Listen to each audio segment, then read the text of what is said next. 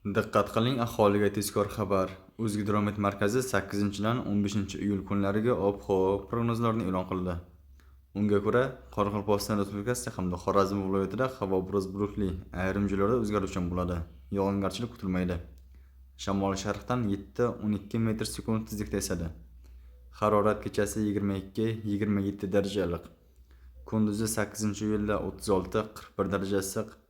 9-dan 12-iyulgacha 37-42 daraja issiq. 13-15 iyul kunlari 35-40 daraja issiq bo'ladi.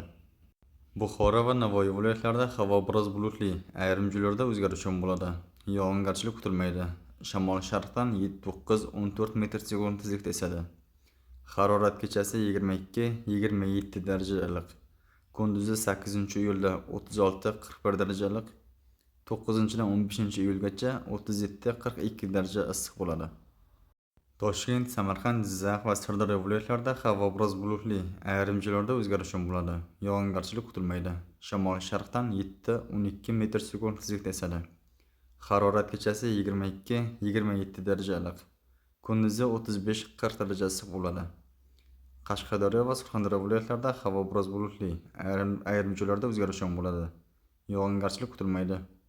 Shamol sharqdan 7-12 metr/sekund tezlikda esadi. Harorat kechasi 22-27 daraja iliq. Kunduzi 37-42 daraja issiq bo'ladi. Andijon, Namangan hamda Farg'ona viloyatlarida havo biroz bulutli, ayrim joylarda o'zgaruvchan bo'ladi. Yog'ingarchilik kutilmaydi. Shamol sharqdan 5-10 metr/sekund tezlikda esadi. Harorat kechasi 8-iyulda 20-25 daraja iliq. 9-11-iyul kunlari 22-27 daraja iliq. Kunduzi 35-40 daraja issiq bo'ladi. Respublikamizning tog'oldi va tog'li hududlarida havo o'zgaruvchan bo'ladi. Ayrim joylarda vaqti bilan qisqa muddatli yomg'ir yog'adi, momaqaldiroq bo'ladi. Shamol sharqdan 7-12 metr/sekund tezlikda esadi. Harorat kechasi 15-20 daraja iliq. Kunduzi 23-28 daraja iliq bo'ladi.